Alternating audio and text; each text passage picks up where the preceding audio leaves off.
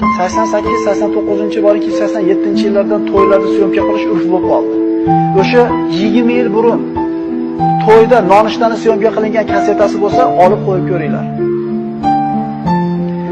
Shu bomdodda o'qib, masjiddan nonushtaga kirib kelayotgan oqsoqollarni sanalab nechtasi qoldi shu 20 yil ichida. Qo'rqib ketasiz. Qo'rqib ketasiz. Ko'zingizga yoshlar keladi, kimlar ketganligi. Inson o'z nomi bilan inson unutuvchi ekanki, atrofidagi oqsoqollarni o'tib ketganligini esdan chiqarib qo'yar ekan. Bir qo'yib ko'ringlar-da.